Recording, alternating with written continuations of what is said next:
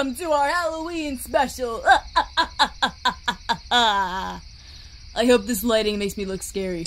Oh, it's working. Yeah, it's working. Hey, guys. It is dark out here. Oh my god. We're all here, Bonnie. You're fine. Can we start? Can we start? I'm so pumped. Foxy, there's an opening first. Come on.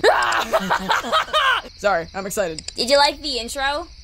Did you notice how, like, my head was totally cut off? It's pretty cool, right? I know. I saw a book about Michelangelo, the artist, at Barnes & Noble's the other day, and, it had a picture of his butt on the front cover. That wasn't his butt, stupid. It was one of his sculptures. Well, it was still funny. Yeah, it was kind of funny. You know, this kind of reminds me of the Bohemian Rhapsody music video. Alright, guys. It's supposed to be a scary video. This guy knows what he's talking about. This is the FNaF Flix Halloween Special 2023. Ooh.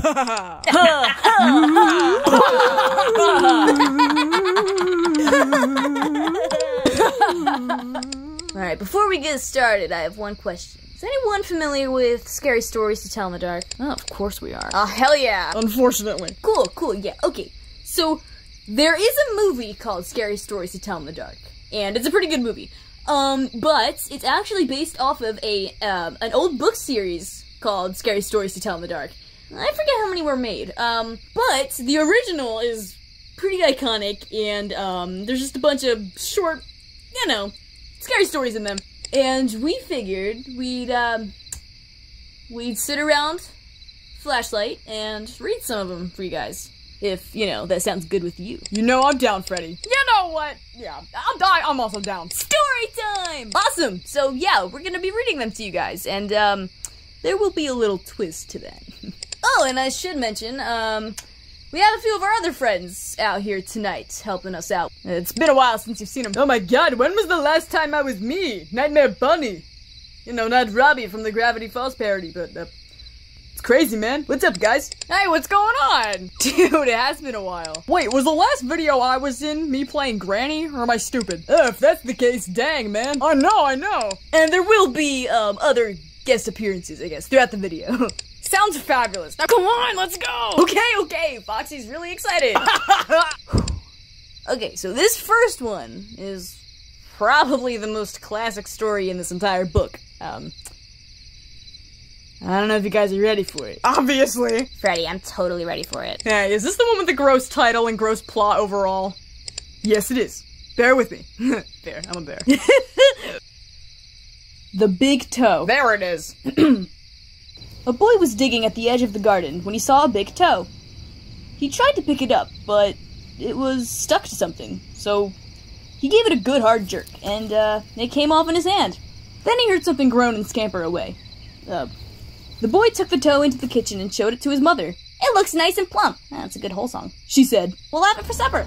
That night, his father carved the toe into 3 pieces. They each had a piece. Then they did the dishes, and when it got dark, they went to bed. The boy fell asleep almost at once, but in the middle of the night, a sound awakened him. It was something out in the street. It was a voice, and it was calling to him. "Where's my toe?" It groaned. When the boy heard that, he got very scared. But he thought, It doesn't know where I am. It'll never find me. Then he heard the voice once more. Only now, it was closer. "Where's my toe?" It groaned. The boy pulled the blankets over his head and closed his eyes. I'll go to sleep, he thought. When I wake up, it'll be gone. Yeah. But soon, he heard the back door open. And again he heard the voice. "Where's my toe?" It groaned. Then the boy heard footsteps move through the kitchen, into the dining room, into the living room, into the front hall. Then slowly, they climbed the stairs. Closer and closer they came. Soon, they were in the upstairs hall. And now, they were outside his door. "Where's my toe?" the voice groaned. His door opened. Shaking with fear, he listened as the footsteps slowly moved through the dark toward his bed. Then they stopped. "Where's my toe?" the voice groaned.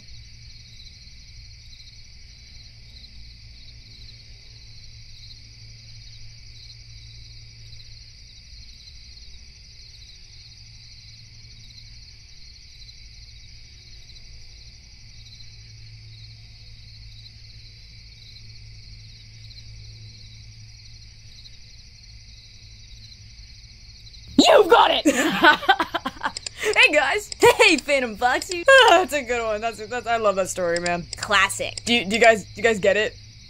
I'm like Phantom Foxy, and that was totally Foxy's, like, stub. So like Bonnie took from like his dead body. So like I'm Phantom Foxy. I'm like his ghost. So like it's Totally, yeah. Oh yeah, whatever. You're a riot! Alright, so this next story is probably for sure one of my favorites. Oh my god, this literally is my favorite. I'm reading it. Works for me, Chica. Yes!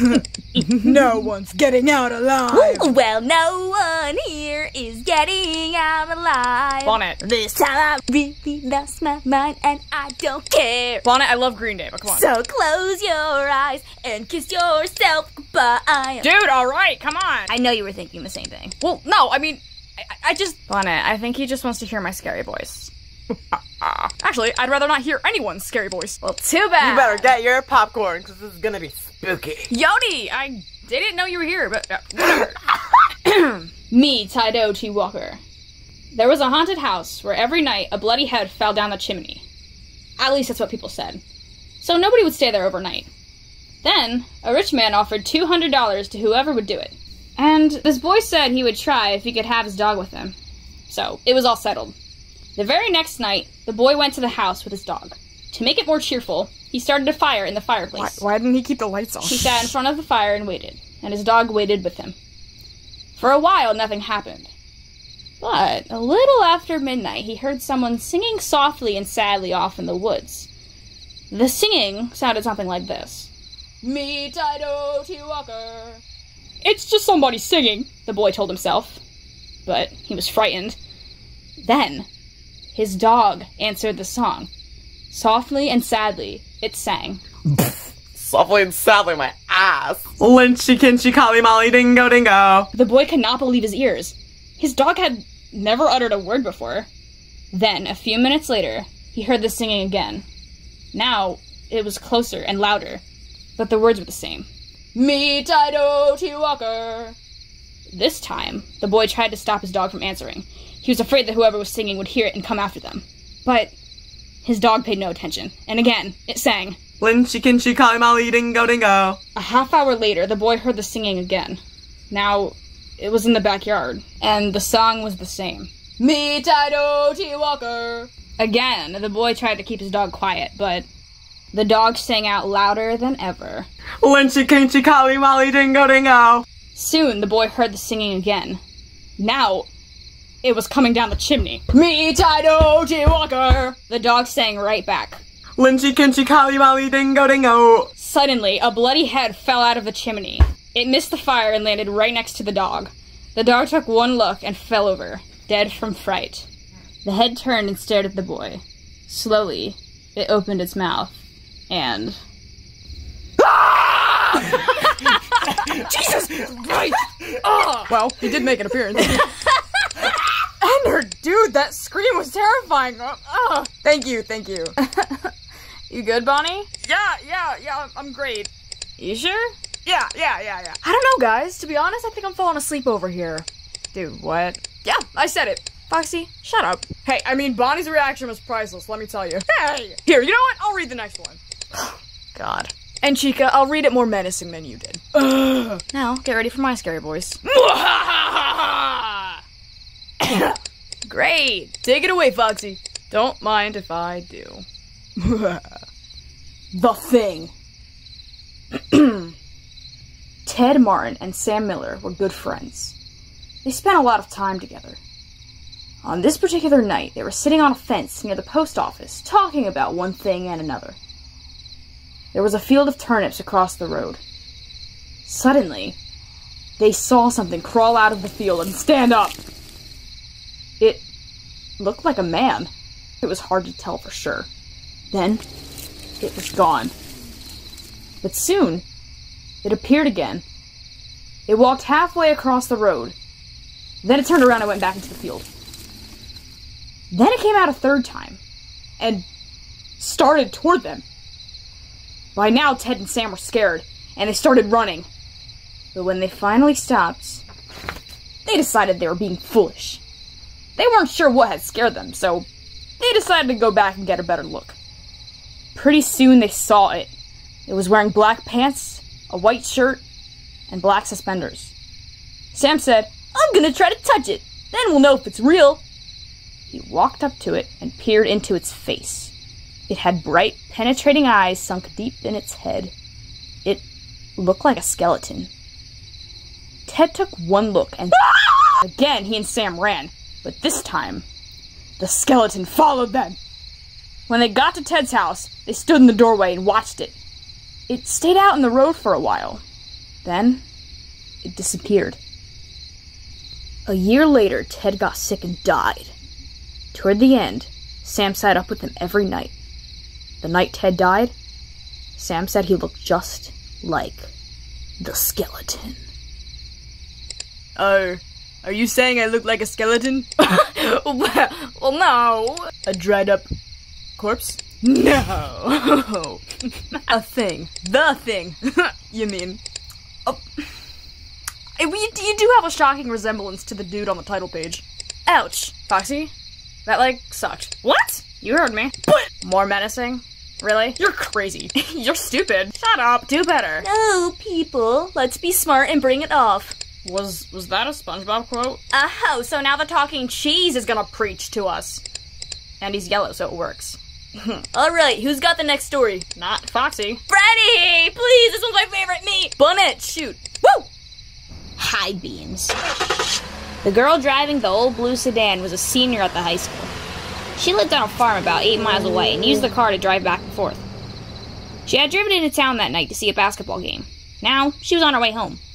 As she pulled away from the school, she noticed a red pickup truck follow her out of the parking lot. A few minutes later, the truck was still behind her.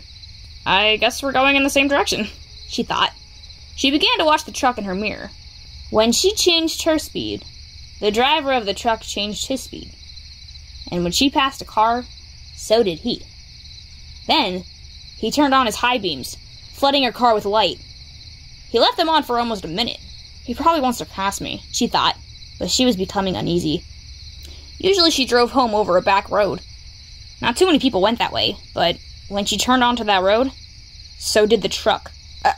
I gotta get away from him, she thought, and she began to drive faster. Then, he turned his high beams on again. After a minute, he turned them off. Then he turned them on again, and off again. She drove even faster, but the truck driver stayed right behind her. Then, he turned his high beams on again. Once more, her car was ablaze with light. What is he doing? She wondered. What does he want? Then, he turned them off again. But a minute later, he had them on again, and he left them on. At last, she pulled into her driveway, and the truck pulled in right behind her. "Call the police!" she screamed at her father. Out in the driveway, she could see the driver of the truck. He had a gun in his hand.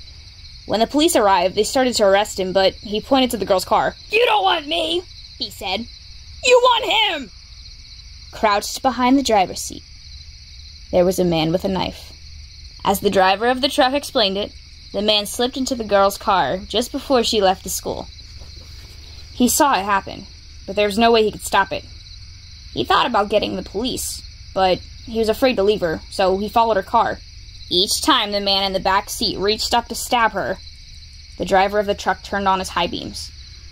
Then the man dropped down, afraid that someone might see him. Oh shit. That made me uneasy, man. Gnarly. No, tubular. Rad, even. Excellent. Now are we just using Bill and Ted terms? Or what? Did I miss something? Hey guys! Hey, Springtrap, and thank you, Bonnette. Awesome take. Plus, you really spooked your brother out, so bonus points. As if that's hard. That could really happen, though! Hey, everyone! Sorry I'm late. Toy Chica! Sis, you're in a Barbie box. Oh, it's my Halloween costume, darling.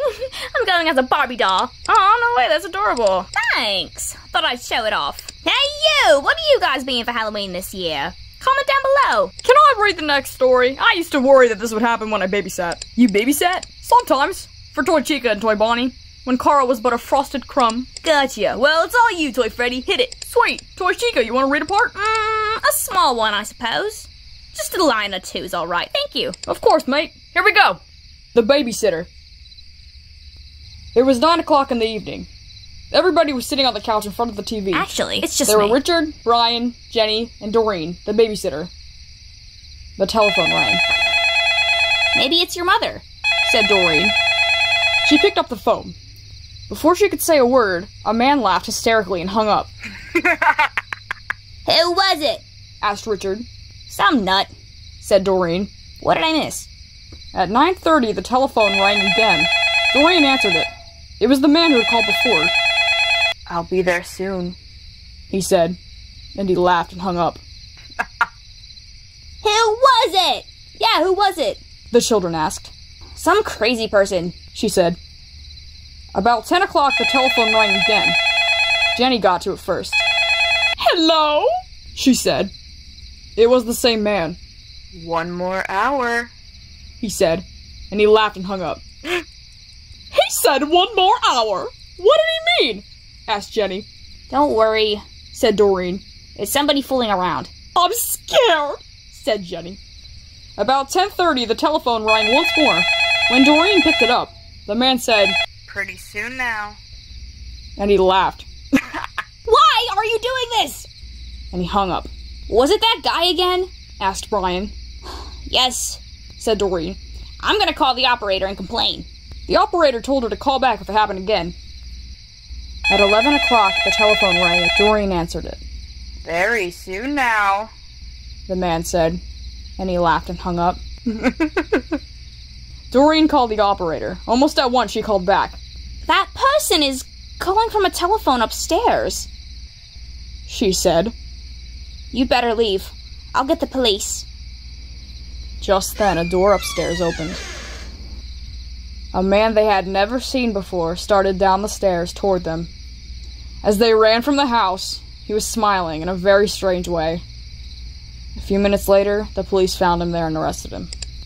We were, lurking in the shadows the whole episode, by the way. Yeah, Bonnie, so, I was totally behind you the entire time, actually. Every time you felt a cold shiver, it was him breathing down your neck. Think about that. What? For real. You're gonna let them bully you? Oh, you're just gonna take that? Bonnette. Be a man! Shut up! Are we just gonna ignore the fact that goddamn Gowanna Herbert Jr. read a few lines out of that? Wait, you're right. Ew,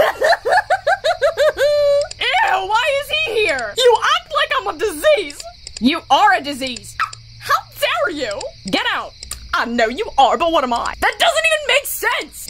Jack, get out! Get out! Girl, we're outside! Exactly. So, take a step up from that and get out of the atmosphere, Green Giant! But it's your Halloween special! Okay, get out! But I'm so pretty, and I figured you'd want me to make an appearance. Keep telling yourself that. I have my mother's eyes, you know. Can't imagine what she looks like. Well, I bet she's stunning, Slimeball. And I bet she's somehow dreamier than you, Bonnie. What? I don't even know what to say. What's going on? Just let me have this! You're lucky we're almost done with the episode, so afterwards, you'll be escorted out. Whatever! You all stink! You're talking? Guys, look, I'm being absorbed by the darkness. Calling Freddy, wait, come back! You gotta read the next story, it's your favorite. Oh, yeah. And take it away, Goldilocks. The slithery D. The slithery D. He came out of the sea. He ate all the others, but he didn't eat me. The slithery D. He came out of the sea. He ate all the others, but he didn't eat. That was cute. Thank you. I mean, I don't know. Sent some chills down my spine. Unless it was Carl's breath again. Oh, take a hike! Ooh, hairy man arm monster. It was a sea monster, love! Like the creature from the Black Lagoon. Terrifying. The big man hands are coming for you, Bonnie. No, they're not! Don't say that! I'm glad you enjoyed it, Bonnie. I didn't! I enjoyed it, Golden Freddy. Nice delivery, through and through. Thanks. Ooh, the next one? my personal favorite. Therefore, I am reading it, no matter what you have to say, Fred. Go for it, man. It's all you. Nice. And this is our last story of the night, by the way. So, make it memorable, Nightmare Bonnie. Oh, of course I will. I mean, come on. This one has the scariest ghoul in the whole book. Spooked me to bits when I was younger. Look, he's saying that. And he's Nightmare Bonnie. And I'm Nightmare Bonnie. You both are freaking me out. How bad is this story? You'll see. You'll see. This is unnecessary. Oh no, this is great. I like this a lot, actually. Literally, shut up. Shall I start? Now, I really don't want you to. Go on, go on. Alright. The Ghost with the Bloody Fingers. A businessman arrived at a hotel late one night and asked for a room. The room clerk told him that the hotel was all filled up. There is only one empty room, but we don't rent it out because it's haunted. I'll take it, said the businessman. I don't believe in ghosts. The man went up to the room. He unpacked his things, and then he went to bed. As soon as he did, a ghost came out of the closet. Its fingers were bleeding, and it was moaning. Bloody fingers! Bloody fingers! When the man saw the ghost, he grabbed his things and ran. The next night, a woman arrived very late. Again, all the rooms were taken except the haunted one. I'll sleep there, She said. I'm not afraid of ghosts. As soon as she got into bed, the ghost came out of the closet. Its fingers were still bleeding. It still was moaning, bloody fingers, bloody fingers! And the woman took one look and ran. A week later, another guest arrived very late. He also took the haunted room. After he unpacked, he got out his guitar and began to play. Soon the ghost appeared. As before, his fingers were bleeding, and it was moaning, bloody fingers, bloody fingers! Oh! The man paid no attention. He just kept strumming his guitar. But the ghost kept moaning, and its fingers kept bleeding. Finally, the guitar player looked up. Cool it, man, He said, get yourself a Band-Aid. You sure fooled me. I did. Fooled you. Good one. I know. Love it, love it. And now the book closes. Hope you enjoyed these scary stories to tell in the dark. I know Bonnie did. They were okay. Okay. Yeah. They were okay. Yeah. Just Yeah, okay. They were okay. Really? They were Really? okay. That Really? was it. They were okay. They were fine. Yeah. Just up. dandy. Just Shut okay. up. Sweet dreams tonight, Bonnie. Sweet dreams. You know what? I hope Katy Perry comes out from under your bed and strangles you with a blanket while you're trying to sleep. Now, who got that reference? Say I. Ruthless.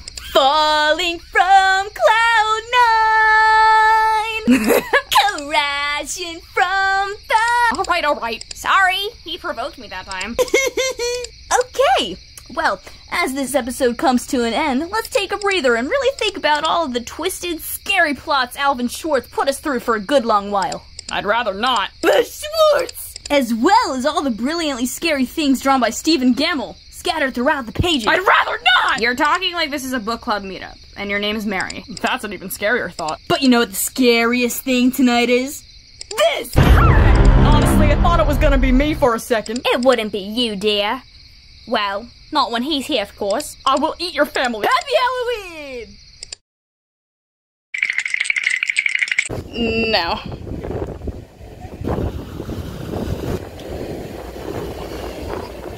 Okay, yeah, just move up a bit. Ooh. Oh, the red lighting? Okay. I wanna push you down. Well, I will. I wanna take you for granted. I'm not actually playing. Oh, this is getting quite stuffy in here, actually. Michael! Don't leave me here! Michael! Help me! Mr. Herman. Mr. Herman, you have a telephone call at the front desk.